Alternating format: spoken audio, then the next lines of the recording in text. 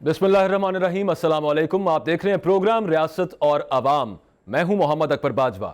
ملک کے حالات آپ لوگوں کے سامنے آج کل کافی سنگین ہیں۔ ملک میں مہنگائی کی جو اس وقت صورتحال ہے وہ حالات سے باہر ہوتی نظر آ رہی ہے، قابو سے باہر ہوتی نظر آ رہی ہے۔ حالات حکومت کے اس وقت ہاتھ میں نظر نہیں آ رہے۔ پیٹرول جتنا بڑھایا گیا 25 روپے ایک ہی دن میں، اس کی وجہ سے اوورآل تمام چیزوں پر اثر اس کا پڑے گا یقینی طور پہ، اور اب وہ نظر آنا بھی شروع ہو چکا ہے۔ ایسے حالات میں حکومت کے جو اتحادی ہیں وہ حکومت کے ساتھ نہیں ہیں۔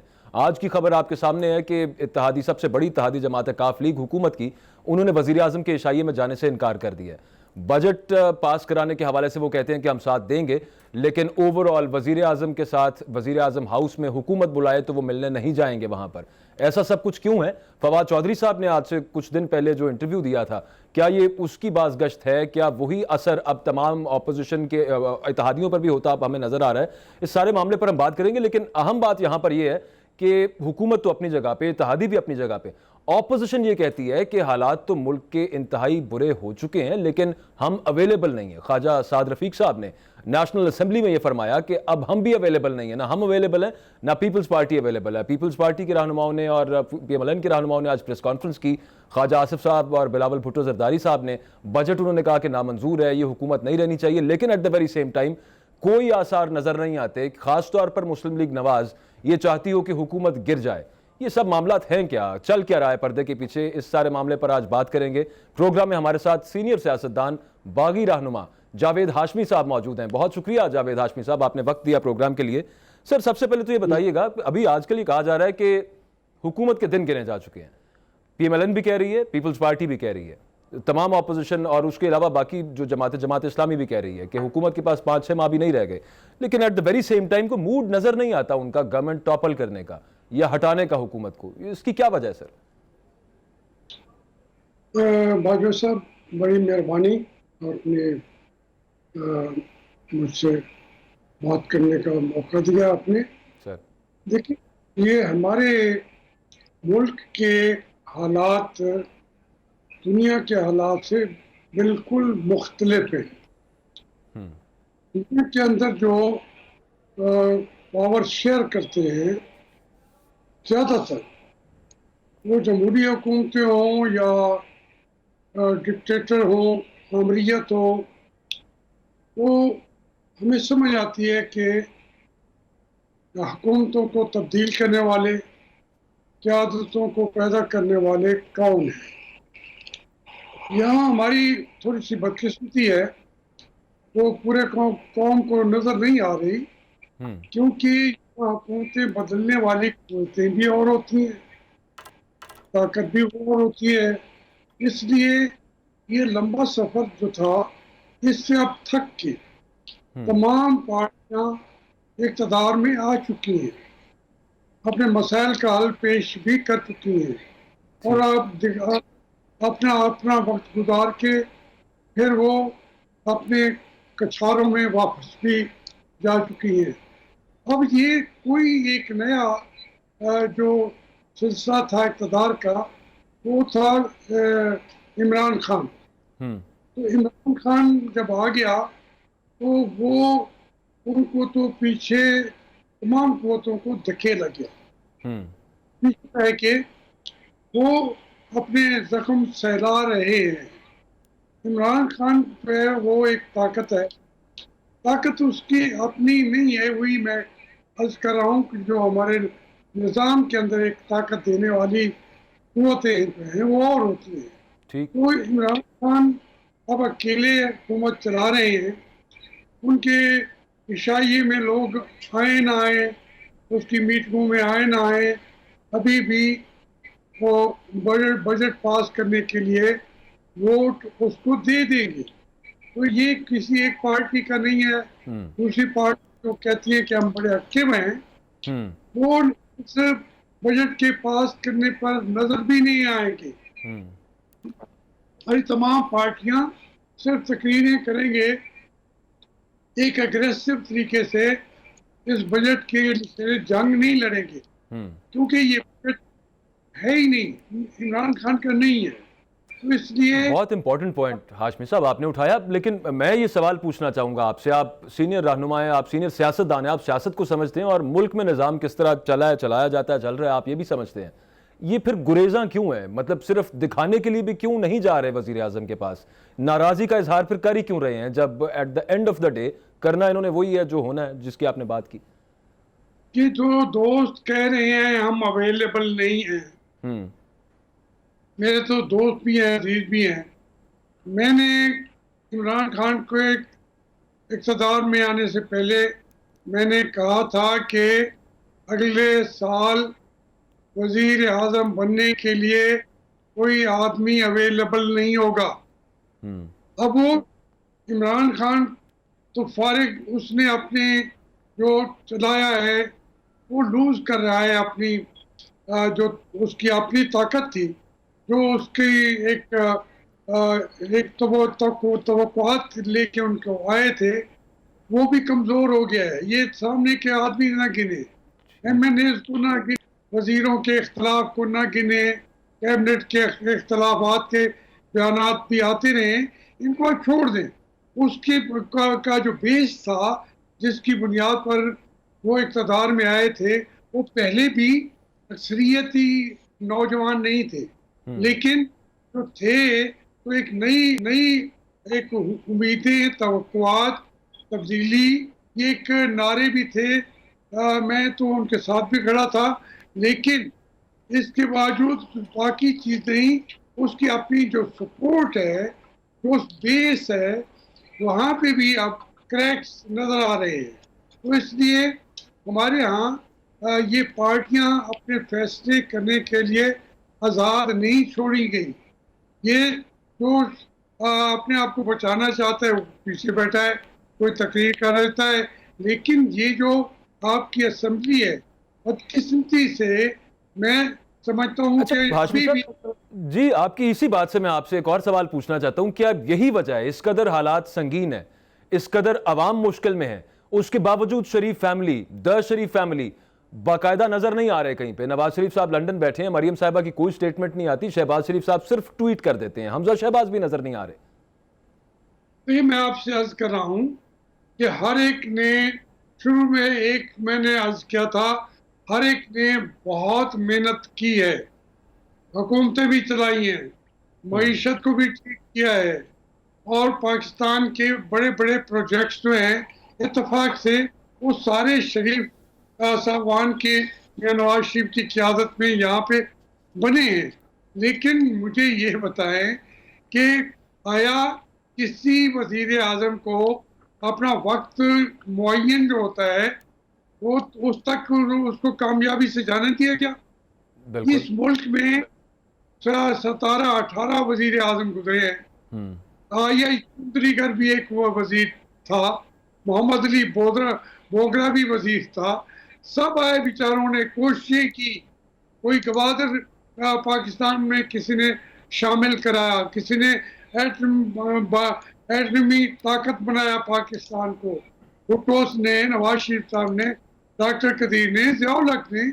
یہ سارے انہیں زور تو لگا لیا، لیکن ان کو کوئی بیٹھنے دے گا؟ میں جو عرض کر رہا تھا، اسی پارلیمنٹ کو آج آزاد کر دیا جائے، یہ شاید 5-6 وزیر اعظم بدل دیں گے 3 سالوں میں، لیکن اصل قیادت جو ہے وہ ابھرے گی پارلیمنٹ سے، باہر سے نہیں آ سکتی. نہیں تو نواز شریف صاحب، ہاشمی صاحب، نواز شریف صاحب اب سے کچھ عرصہ پہلے جب وہ نااہل ہوئے، اس وقت باقاعدہ، اور ان کی بیٹی نے یہ کہا کہ نظریاتی ہو چکے ہیں نواز شریف صاحب اور باقاعدہ اب نظریے پہ قائم رہیں گے. اس کے بعد دوبارہ ہمیں تو یہ لگا کہ جیسے نظریے پر پھر انہوں نے سودا کر لیا. اس طرح سے نہ وہ ووکل رہے جس طرح سے وہ بالکل نااہل ہونے کے فوراً بعد رہے، اور کچھ عرصے بعد جیسے ہی وہ ان کے معاملات کچھ بہتر ہونا شروع ہوئے، یعنی باہر چلے گئے، انہیں تھوڑا سا ریلیف ملا، وہ بھی خاموش ہو گئے. تو پھر نظریہ کہاں گیا سر؟ میں جب ابھی میاں صاحب بیرون ملک تھے، میں جا کے مدینے میں ملا انہیں، ٹھیک. اور اس میں انہوں نے کہا کہ میں نے نظریاتی سیاست کرنی ہے، صحیح. میں یہ جنگ جو ہے لڑوں گا عوام کی، میں نے واپس نہیں آنا. تو وہ آئے، اقتدار بھی آیا, پیپلز پارٹی بھی آئی, پھر میئر صاحب کا آپ کا دور جو تھا کافی چیزیں انہوں نے کی. لیکن مجھے ایک بات بتائیں کہ ایک جو جنگ لڑی جاتی ہے, اگر اس میں انہوں نے ہر طریقے سے پیچھے نہیں ہٹے, وہ ابھی تک بھی, آج بھی وہ جب بات کرتے ہیں تو ہمت اپنی بھی ان کی ہے, باقی لوگوں کو بھی ہمت بتاتے ہیں. میں ایک پولیٹیکل ورکر کے طور پر کہتا ہوں کہ جس ملک میں آپ کو بیٹھنے کی اجازت نہ دی جائے, آپ کی آواز بند کر دی جائے, آپ کے اوپر ٹی وی کے چینل آپ کی بات سننے کو تیار نہ ہوں.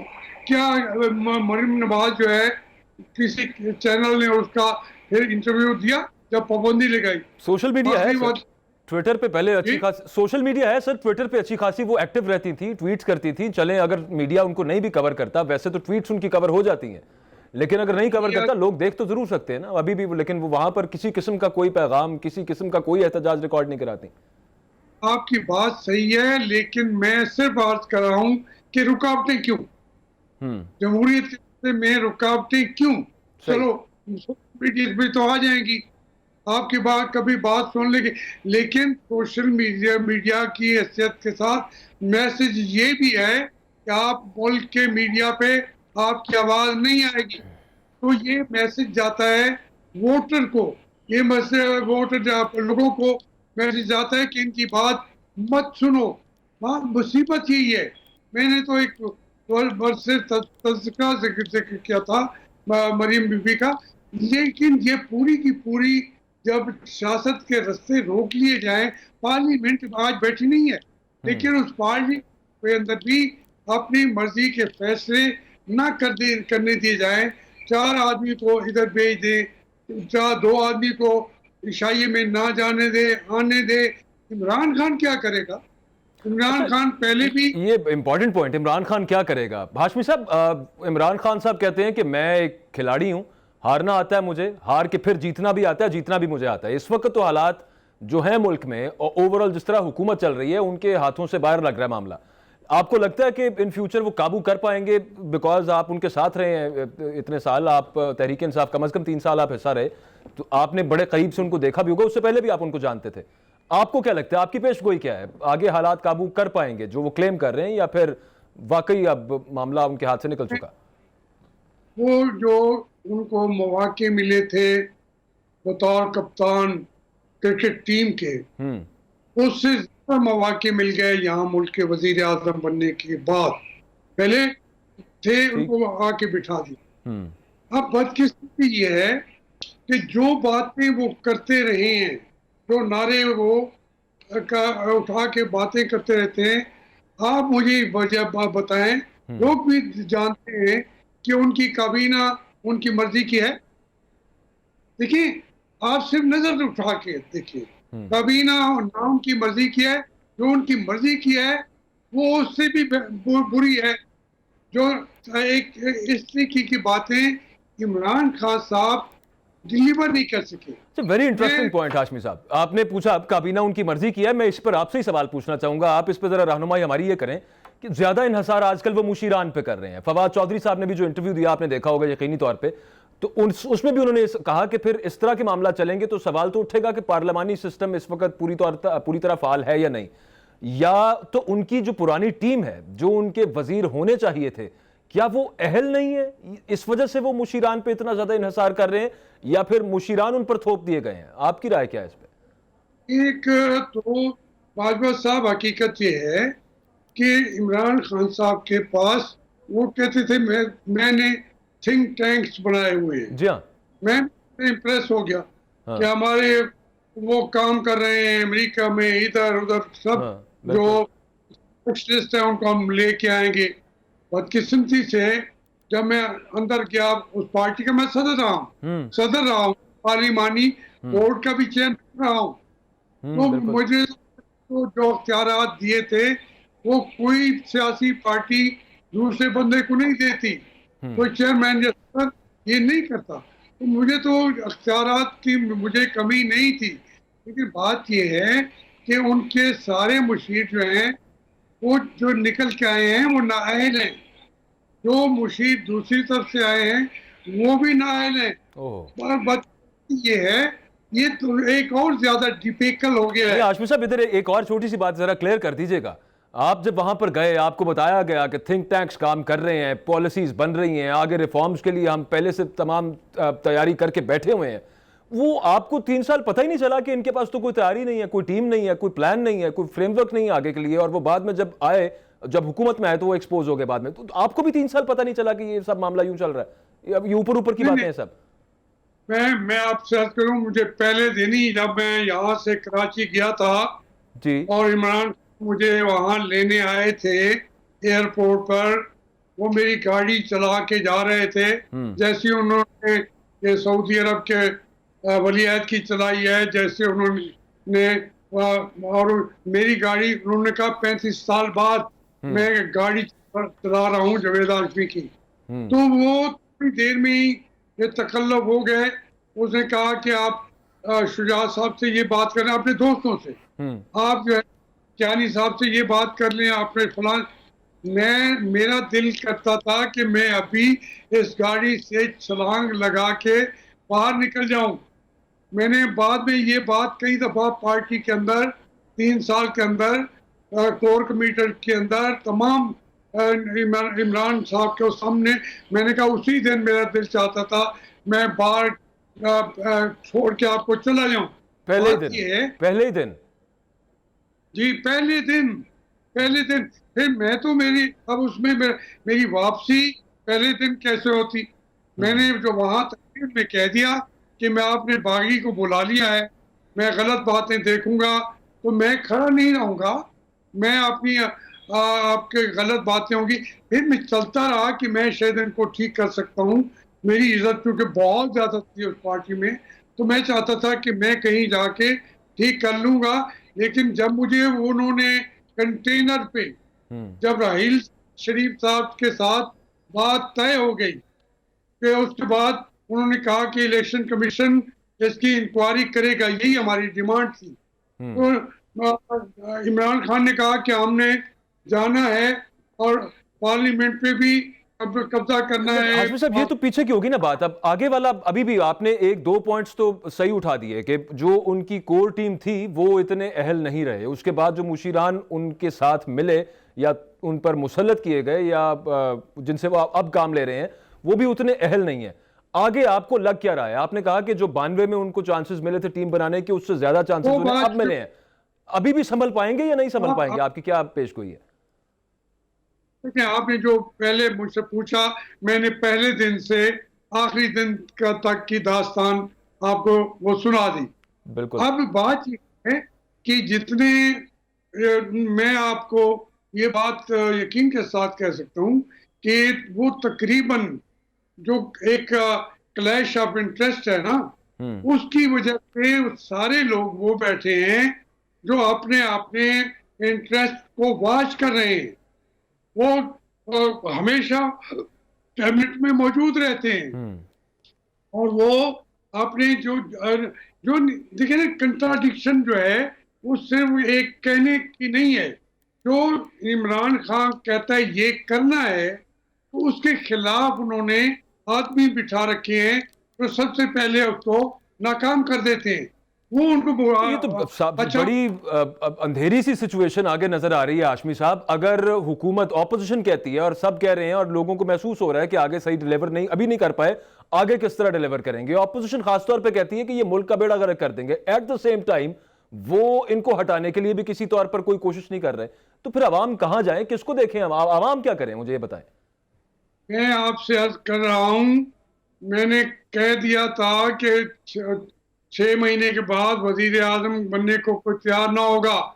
اب میں جو بات عرض کر رہا ہوں وہ یہ ہے، دیکھیں آج پیٹرول کی قیمتیں جس انداز سے بڑھائی گئی ہیں، کوئی تک بھی نہیں ہے. اوگرا سے فلاں سے کسی سے بات ہی نہیں کرتے. کوئی اس طریقے کی جو آمریت ہے، بادشاہت ہے، اس طریقے کی جو پالیسیاں ہیں.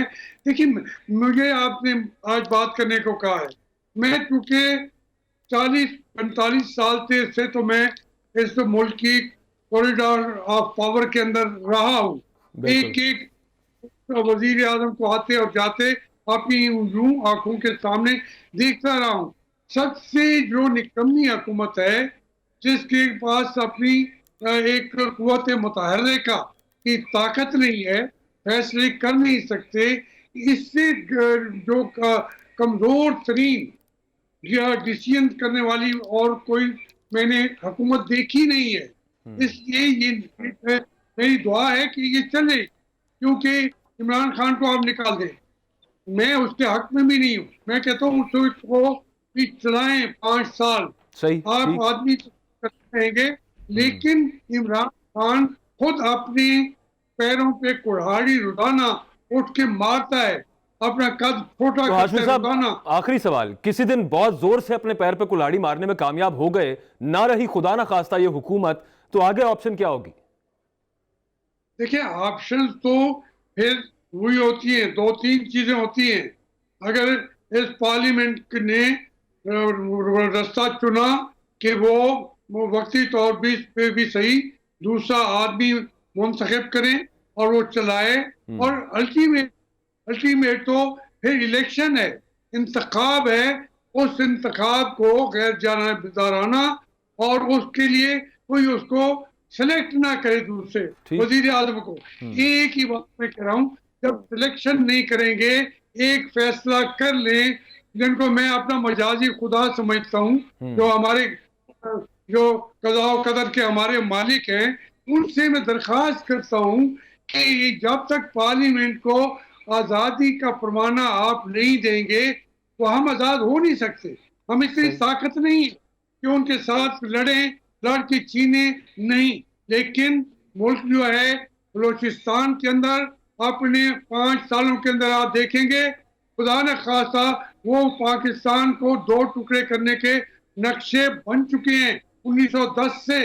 अब वो 1925 में उसको उन्होंने कंक्लूड करना है, किताबें लिखी जा चुकी हैं, हमें बचाना है पाकिस्तान को। उसका रास्ता एक ही है कि आज़ाद पार्लियामेंट हो, और हमारे जो ये मजाजी खुदा हैं वो अपने घोड़ों को रोक लें, लगाने खींच लें। अगर मारना चाहेंगे, किसी को नहीं रहने देंगे, तो 4 दिन के अंदर वजीर आजम नहीं होगा।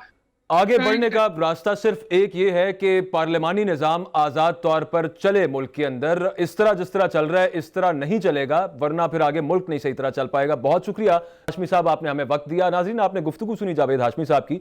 आगे क्या हो सकता है, क्या होने वाला है, उस हवाले से वो अपनी राय से आगाह कर रहे थे। एक ब्रेक लेते हैं यहाँ पे, वापस आते हैं ब्रेक के बाद। तो हमारे साथ तज्जियाकार मौजूद होंगे, उनसे जानेंगे उनकी क्या राय है कि आगे हुकूमत का फ्यूचर क्या नजर आ रहा है, खासतौर पर इस सारे सिनेरियो में जब ऑपोजिशन खिलाफ तो है हुकूमत के, लेकिन नजर नहीं आते उनके कोई इरादे हुकूमत को गिराने के, और साथ ही साथ इत्तेहादी हुकूमत से नाराज नजर आ रहे हैं। इमरान खान साहब कहते हैं कि नाराजी कोई नहीं, लेकिन फिर भी इस शाइए पर उनको मदऊ कर रहे हैं। ये सारी सूरत हाल क्या है, इस ब्रेक के बाद।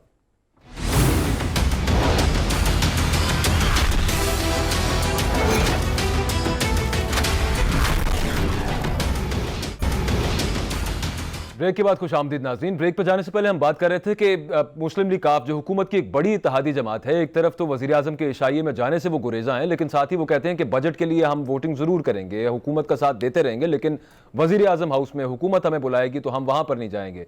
ये तकल्लुफ़ करने की क्या ज़रूरत थी, इस पर बात करेंगे इस सेगमेंट में। इसके अलावा पाकिस्तान और भारत के दरमियान क्या मामला चल रहा है, और चीन और भारत के दरमियान क्या अब भी जंग के खतरात हैं, और पाकिस्तान पर उसका क्या इफेक्ट हो सकता है। पाकिस्तान और भारत के दरमियान भारत क्या करने वाला है पाकिस्तान के हवाले से, जो इस वक्त शाह महमूद कुरैशी साहब भी कुछ रोज़ पहले कह चुके कि अभी भी खतरा यहाँ पर मंडला रहा है कि भारत पाकिस्तान पर हमला कर सकता है, एक फॉल्स फ्लैग ऑपरेशन कर सकता है।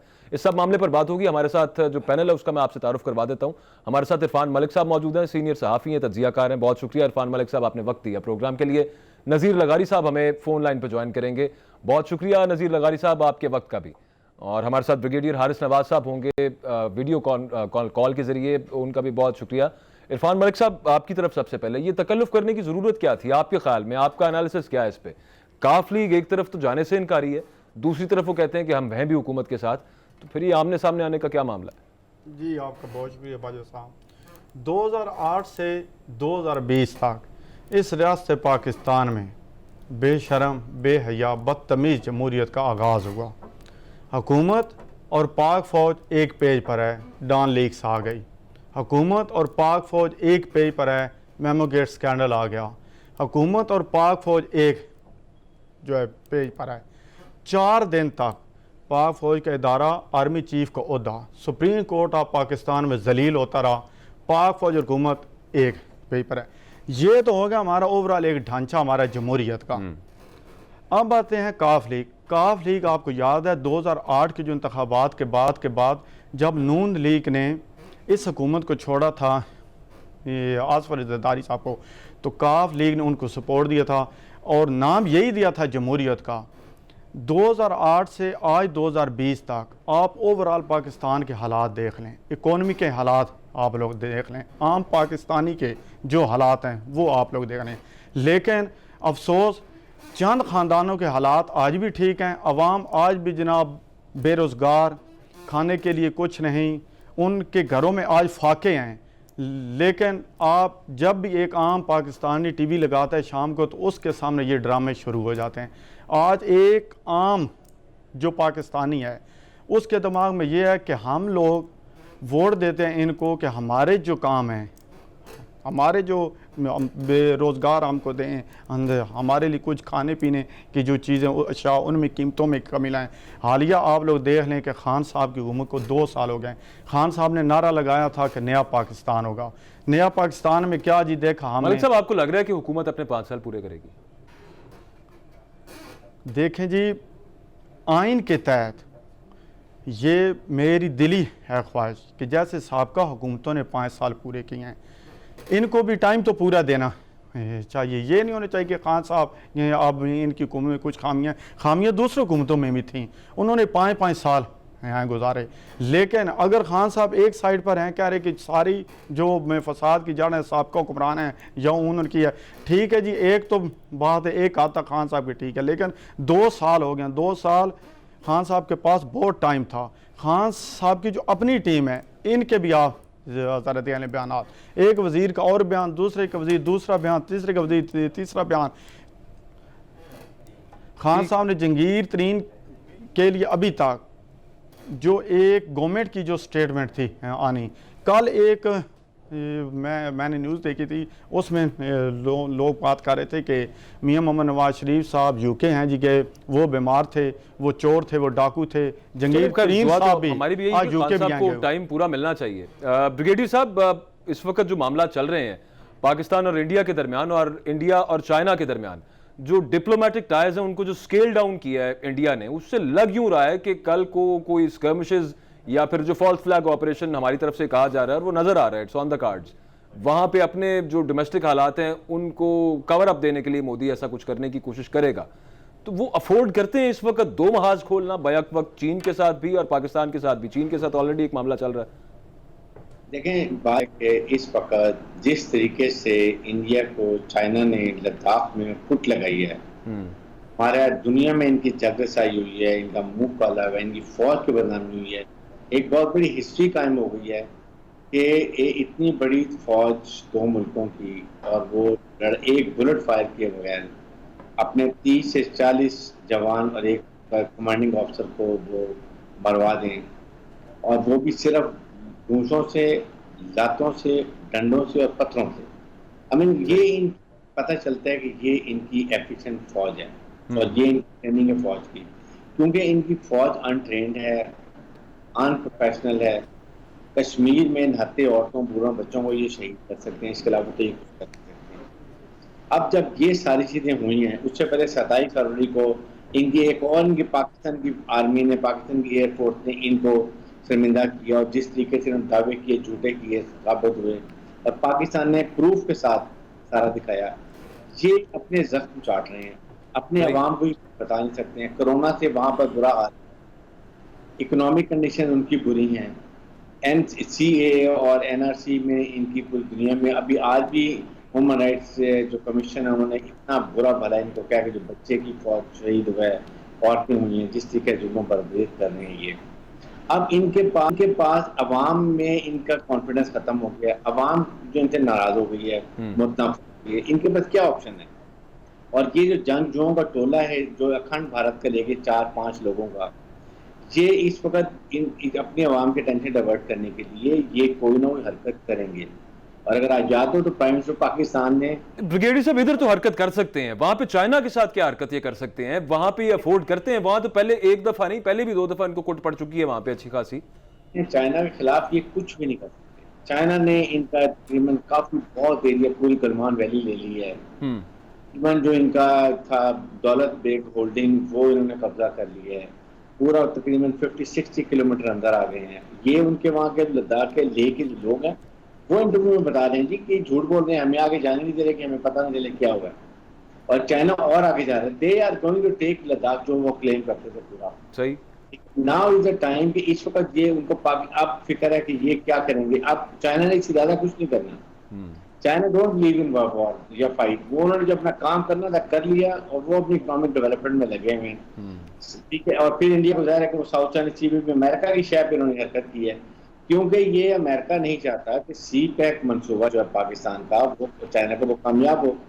کیونکہ ہم ایک اسلامک ملک ہیں، ہم ایک نیوکلیر ملک ہیں. اگر ہم اکنامک ترقی کرتے ہیں تو اپنے ملکی مفادات میں فیصلے ہم کریں گے وداؤٹ ہم دوسروں سے ڈکٹیشن لیے ہوئے. یہ ان کو پسند نہیں ہے. انہوں نے انڈیا کو لگایا. انڈیا کو اب امریکہ نے ریلائز کیا کہ اٹس اے بیڈ انویسٹمنٹ. یہ کسی کام کی قوم نہیں ہے، خاص طور پر ان کی فوج نہیں ہے.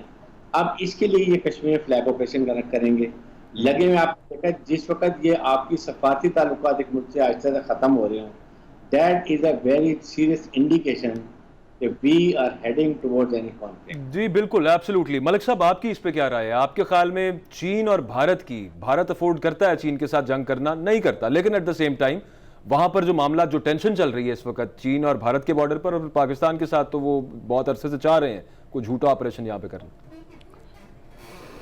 یہاں پر ایک سوال ہے صرف کہ ایشیا میں سب سے زیادہ امریکہ کا انفلوئنس رہا ہے پچھلے 40 سال سے زیادہ، 50 سال سے زیادہ. اوور آل 65 کی وار، اس کے بعد ہمارے جو 72 کے جو جتنے بھی معاملات ہیں اس کے اندر بھی امریکن انڈین کے ساتھ جناب جو اسٹریٹجیاں بنائی چلتی رہی. سب سے پہلے اگر ہم نے انڈیا سے کوئی بھی جنگ جیتنی ہے وہ سب سے پہلے ہے سفارتی محاذ کی جنگ. ہماری جو خارجہ پالیسی ہے، میں نے 2-3 چینل پہ بیٹھ کے بات کی ہے کہ انڈین کے اس مودی کے علاوہ جتنے بھی وزیر اعظم آیا ہندوستان کی تاریخ میں وہ سب سے پہلے ان کے 1 بار یا 2 بار وزیر خارجہ رہ چکے تھے. ان کے سفارتی جو معاملات، سفارتی جو لنک ہیں وہ یو این میں، یورپی یونین میں، حتیٰ کہ OIC یہ عالمی اسلامی ممالک کی یہ تنظیم ہے. آپ لوگ دیکھیں کہ پچھلے 6 ماہ 2-3 اسلامی ریاستوں نے مودی کو ایوارڈ جناب دیے ہیں. یہی امریکہ تھا جس نے مودی کو دہشت گرد کا دیا تھا خطاب. آج وہی نہ جناب امریکہ کی آنکھ کا جناب ہو گیا تارا. ایک تو ہماری گورنمنٹ کو چاہیے کہ سب سے پہلے فارن افیئر کے جتنے بھی معاملات ہیں، جتنے بھی امبیسڈر ہیں ہمارے پاس، ان کو ویکلی یہ ایک اجلاس جناب بلائیں. یورپی یونین کا سیپریٹ بلائیں، یونین افریقہ کا سیپریٹ بلائیں، UN کے جو ہیں ممالک ان کے ساتھ یہ میٹنگ چیئر کریں. جتنے بھی انڈیا کے خلاف ان کے پاس ایویڈنس ہماری سیکورٹی اداروں کے پاس ان کے سامنے وہ دکھائیں. دنیا کے میڈیا کو انوالو کریں. اگر انڈین میڈیا CNN BBC کو کر سکتا ہے اٹیک تو امریکہ ہمارا بھی فرینڈ ہے. کئی بار ڈونلڈ جو ہے ٹرمپ اس نے اسپیچ میں بولا ہے کہ پاکستان ہمارا مین سٹریم ہولڈر ہے. لیکن ممالک کے اپنے جو تعلقات ہوتے ہیں آپس میں وہ ایک دوسرے کے ساتھ ان کے انٹرسٹس کیا ہیں اس کے اوپر بیس. اور پاکستان اور انڈیا کے تو خیر انٹرسٹ تو آپس میں ہیں. امن یہاں پر ہوگا تو خطے میں ترقی ہوگی. لیکن بھارت چونکہ انٹرنلی اپنے جو ایشوز وہاں پہ کانفلکٹس ہیں ان کو کور اپ کرنے کے لیے، کور اپ دینے کے لیے پہلے بھی جھوٹے آپریشن پاکستان کے خلاف کر چکا ہے. اور جیسے کہ ابھی بریگیڈیئر حارث نواز صاحب بات کر رہے تھے آئندہ بھی کر سکتا ہے. اور یہ سفارتی تعلقات میں کمی لانا ایک بہت بڑی اس کی ایک ایویڈنس ہے. ایک بریک لیتے ہیں یہاں پہ ناظرین. بریک سے واپس آئیں گے تو بات کریں گے کہ جہاں پر اس وقت چین اور بھارت فیس ٹو فیس ہیں لداخ میں، وہاں پر جو ایک مین روڈ جو آرٹری ہے مین جو کہ سیاچن تک جاتی ہے، چائنا اس کو کٹ آف کر سکتا ہے اگر فل سکیل وار وہاں پر سٹارٹ ہو جاتی ہے جس کی تیاریاں وہاں پر ہو رہی ہیں. اس کے کانسیکوینسز کیا ہو سکتے ہیں بھارت کے لیے؟ we'll talk about it after this break.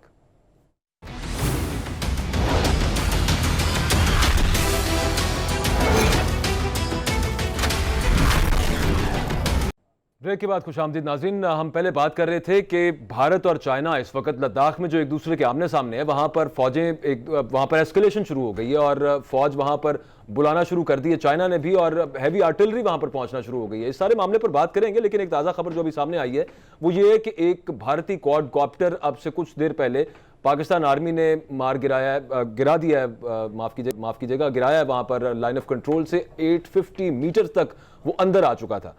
अब ये 9th क्वाडकॉप्टर है ब्रिगेडियर साहब। ये जो रिकनेजेंस करने की कोशिश की जा रही है, जो जासूसी करने की कोशिश की जा रही है भारत की तरफ से, ये इसी चीज का इंदिया है कि आगे भारत कोई अजाइम लेकर बैठा हुआ है कि यहां पर किसी किस्म की उसी तरह का ऑपरेशन जैसे पहले क्लेम किया था उन्होंने कि बालाकोट में किया, वो किया जाए। देखें, एक तो ना कि इंडियन आर प्रोवोकिंग पाकिस्तान। ये जो क्वाडकॉप्टर है जो ये 7-8 गिरा चुका पाकिस्तान अब बाय डिज़ाइन वो भेजते हैं फोटोग्राफी के लिए कि पाकिस्तान की अगली पोजीशन कहाँ पर हैं, पाकिस्तान की गन पोजीशन कहाँ पर हैं, पाकिस्तान की खुद कॉन्फिडेंस कहाँ पर है, पाकिस्तान के हेडक्वार्टर की लोकेशन कहाँ पर है। These are प्रोवोकेटिंग action. इशू ये है कि और फिर उसके बाद जब ये कभी लाइन ऑफ कंट्रोल पर फायर कर रहे हैं, फिर उसके बाद आपको थ्रेट कर रहे हैं, अमित शाह का ट्वीट के जी हमने प्राइम मिनिस्टर ने अलाउ कर दिया कि सर्जिकल स्ट्राइक करें जी। सर्जिकल स्ट्राइक करने की हिम्मत है नहीं। आप जो बोलते हैं वो झूठ साबित हो जाता है। आप इसका वॉर ऑफ मीडिया में भी आपने देखा है, इस पे ने किस तरीके से एक एक चीज का सबूत दिया। इनकी मीडिया इनके कौम इनके जो तर्जुमान थे फौज के एक भी प्रूफ नहीं दे सके और बाद में करनी पड़ी। ये जो अब ये करें, ये प्रोवोकेटिंग एक्शन इसलिए है कि दे वॉन्ट। फिर उसके बाद कभी पाकिस्तान की जो सफारतकारों पे इल्जाम लगा दिया, फिर उसका 50% एक्शन करा दी, Pakistan had to do it. ये सारी चीजें जो हैं ये प्रोवोकेशन में आती हैं कि वो पाकिस्तान को प्रोवोक कर रहे हैं कि कहीं पाकिस्तान प्रोवोक होकर कोई ऐसा हेस्टी एक्शन कर ले जिसकी रीजन बनाते हुए ये आज़ाद कश्मीर अटैक भी करें, मिसएडवेंचर भी करें, फ्लैग ऑपरेशन भी करें और दुनिया को ये बताएं कि पाकिस्तान ने ये किया, पाकिस्तान की तरफ से इसलिए हम We want peace और इसके लिए हम तमाम back to that point brigadier साहब, यहाँ पे आपका पॉइंट वेल मेड। उस पे अब बात कीजिएगा कि मतलब वहाँ पर चाइना और भारत के दरमियान ये किस हद तक मामला एस्केलेट हो सकता है, क्योंकि जो इनके इकोनॉमिक टाइज हैं वो तो अच्छे खासे हैं दोनों ममालिक के। इंडिया अफोर्ड नहीं करता क्योंकि बहुत ज़्यादा रॉ मटेरियल वो भारत से लेता, चाइना से लेता है ऑलरेडी, लेकिन उसके बावजूद जितना प्रेशर है इस वक्त नरेंद्र मोदी के ऊपर, वो इसको डिफ्यूज़ करने की कोशिश करेंगे। लेकिन उसके बावजूद क्या आपको लगता है कि किसी तौर वहां पर मामलात एस्केलेट हो सकते हैं और फिर चाइना वहां पर क्या कुछ कर सकता है? It could only be left to speculation. देखिए, ये चाइना ने के एम बड़े क्लियर हैं। दे डिड नॉट एक्सेप्ट कि ये उनकी टेरिटरी को इंडियन यूनियन के अंदर लेके जाएं, जिस तरीके से लद्दाख में अपनी हुकूमत कायम कर दी, 374 कर दिया। चाइना ने वो सारे एरिया जो वो क्लेम करते हैं, जहाँ तक वो जा सकते हैं कि इंडिया बिल्कुल थ्रेट न करें। गुलवान वैली उन्होंने पूरी की पूरी उन्होंने डोमिनेट कर ली है। जो रोक श्योक और उसके बाद ये दौलत बेग होल्डिंग पे जो जाती थी, जहाँ इनका बेस कैंप है इंडिया का मेन, जहाँ ट्रूप्स कॉन्सेंट्रेशन, गन पोजीशन सारी बनाई हुई हैं, वो उन्होंने पूरी डोमिनेट करके कट ऑफ कर दी है। नाउ ये इसकी इनकी परेशानी है। इनके आर्मी चीफ की कहीं ना कहीं कोशिश है किसी तरीके से वैली का होल्ड ये कर लें, जो कि अब बिल्कुल ये इस वक्त इनके हाथों कट दें, ये कुछ भी नहीं कर सकते। इवन ये कि अपने पीछे से जहाज लाएं तो लेके आए, सामने से लाएंगे तो वो भी इंडिया चाइनीज के पीएलए के रेंज में, ये प्रॉब्लम हुई है इनके लिए। अब अगर यहाँ पर इन पोजीशन के साथ जब तक ये यहाँ पर कंट्रोल नहीं करेंगे या बिल्कुल सबमिट नहीं कर लेंगे, बैठ जाएंगे, हाथ जोड़ लेंगे, जी ठीक है आप ले लें, हमें तंग नहीं करें क्योंकि हमारी बहुत बेइज्जती हो गई है। अब सैटेलाइट कम्युनिकेशन है, हर चीज नजर आ जाती है, छुप को सकता नहीं है, तो ये बहुत बुरी तरह ये फंस चुके हैं। इसलिए और फिर पाकिस्तान की फौज को भी उनको पता है कि वी आर बेटर हार्डेंड, हमारी फौज फुली ट्रेंड है, फुल पिछले 40 साल से जैसे लड़ रही है। 27 फरवरी को हमने आपको बता दिया कि हमारी एयरफोर्स कैसी है, हमारी जंगी तैयारी कैसी है, हमारी हिकमत, हमने हमारी लीडरशिप कैसी है फौज की, ये भी बता दिया। अब इनके पास कोई ऑप्शन नहीं है। जो ये ऐसे मौके पे ये जरूर इसलिए कोशिश करेंगे और कुछ नहीं तो फिर ये करेंगे, फिर झूठ बोलेंगे और फिर वॉर मीडिया शुरू कर देंगे। इसलिए ये करने की कोशिश करेंगे, इसलिए हम तो हर वक्त तैयार हैं। हमने पीस का अमन दिया, पीस का पैगाम दिया, लेकिन हमने ये भी साथ का प्राइम मिनिस्टर ने हमारे पीस के पैगाम को या अमन के पैगाम को आप हमारी कमजोरी मत समझिए, हम आपका इनका जवाब पत्थर देंगे, वो मार लगाएंगे तो 27 फरवरी से ज्यादा होगी। اس لیے یہ جب وہاں تو یہ کرتے رہیں گے، کوشش مار کھاتے رہیں گے اور الٹیمیٹلی چپ ہو کے بیٹھ جائیں گے، کیونکہ ان کا پریشر ہے عوام کا، میڈیا کا، دنیا کا، امریکن نیوز پیپر میں آ رہا ہے، سب جگہ آ رہا ہے کہ فوج کا کیا حال ہوا، ہسٹری قائم ہو گئی ہے. بالکل بالکل. نہیں کریں گے.